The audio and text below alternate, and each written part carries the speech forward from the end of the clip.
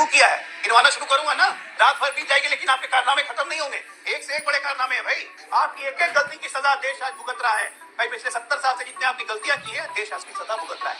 माफी मांग मांग के थक जाइएगा ना, तब भी कुछ नहीं होगा। आप गोडसे की विचारधारा में यकीन रखते हैं? बोलिए गोडसे मुर्दाबाद। जिसने महात्मा गांधी की हत्या करी, उसका मुर्दाबाद बोलने में आपको क्या आपत्ति है? गोडसे मुर्दाबाद, गोडसे मुर्दाबाद, गोडसे मुर्दाबाद। आजकल कांग्रेस को और उद्धव ठाकरे की पार्टी को इम्पोर्टेड करने का बड़ा शौक लग गया, नहीं? चाइना एनसी को भी इम्पोर्टेड माल, मुझे भी इम्पोर्टेड। क्या बात है, विदेश में बड़ी प्यार हो गई है, सबको इम्पोर्टेड बना रही है। जो सबसे बड़े इम्पोर्टेड पीस है आपके घर में बैठी हुई आपकी पार्टी की सुपर बॉस, उनके बारे में जरा इम्पोर्टेड सोच लीजिए।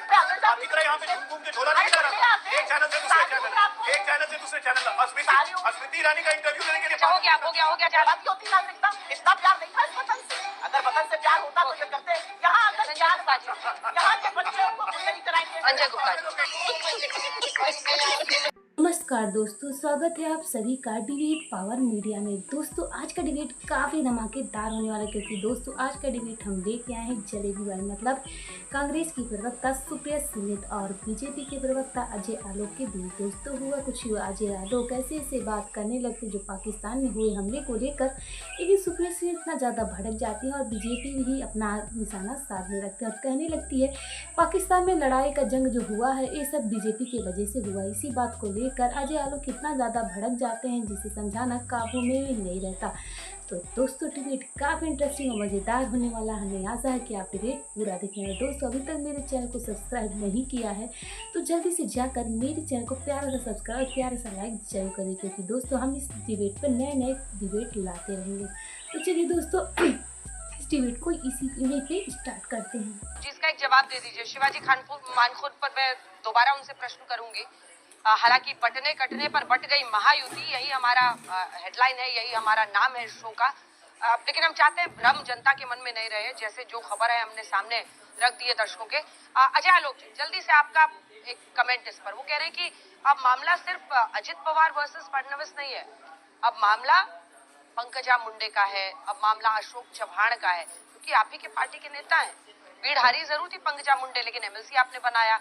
अशोक चव्हाण तो सांसद है, आप बीजेपी में आ गए कांग्रेस छोड़ के।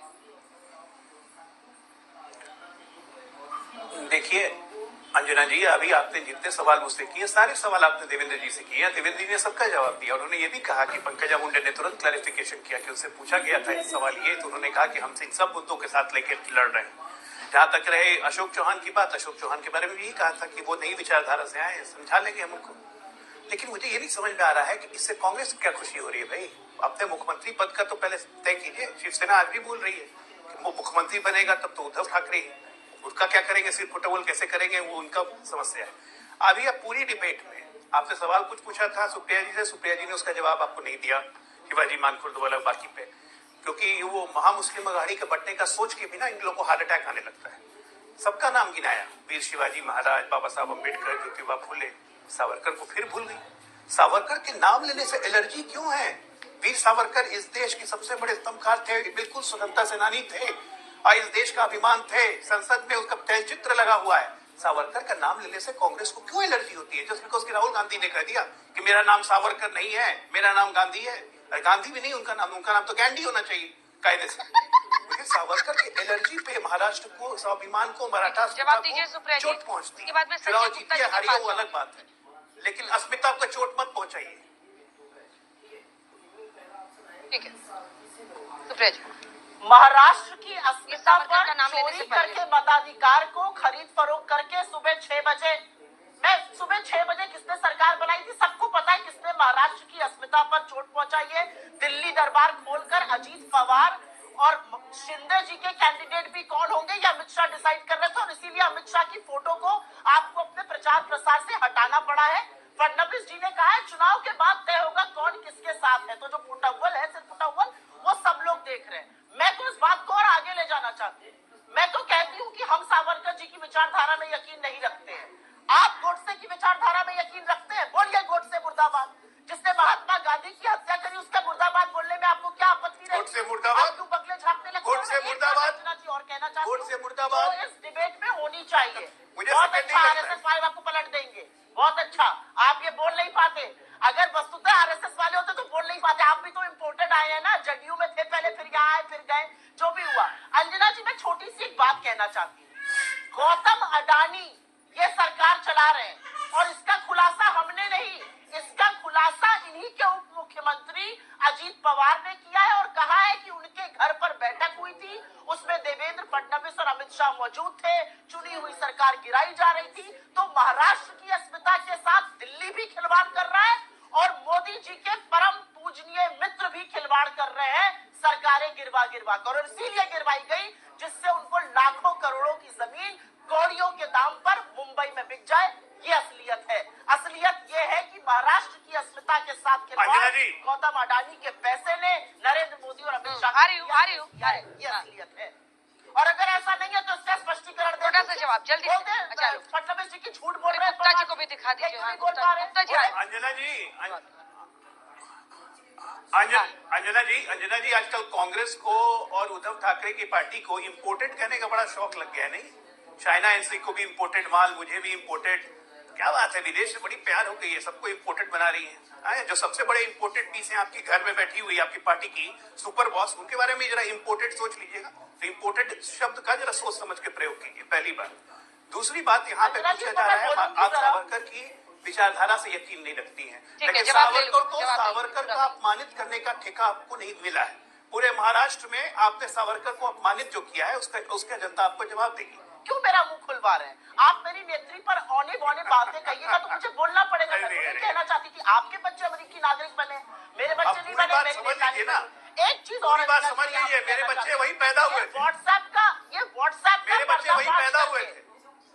अच्छा, तो नहीं है, हिंदुस्तान लाके पैदा करते ना, हिंदुस्तान से इतनी नफरत क्योंकि मैं वहीं पे काम कर रहा था ना। अरे तो हिंदुस्तान में आते हैं, हिंदुस्तान में आते हैं आपकी तरह यहाँ पे घूम के झोला नहीं ला रहा था, एक चैनल से दूसरे चैनल, एक चैनल से दूसरे चैनल।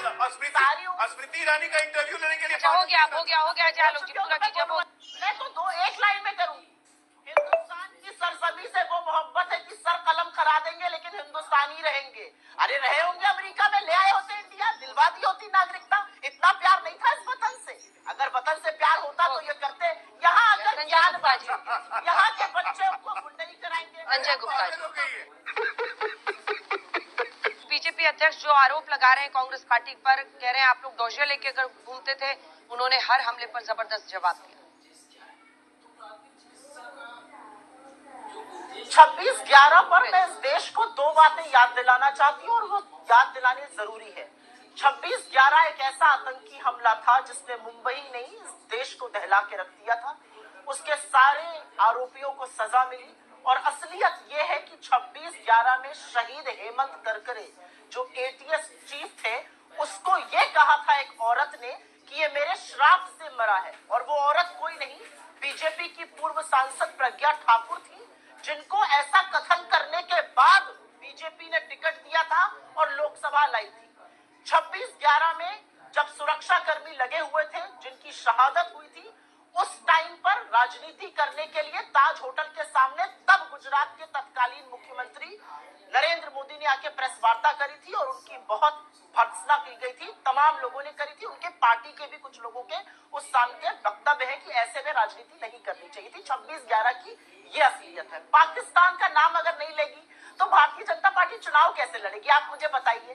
पाकिस्तान बिरयानी खाने लाहौर भागे भागे जाते हैं मोदी जी बिना किसी को बताए।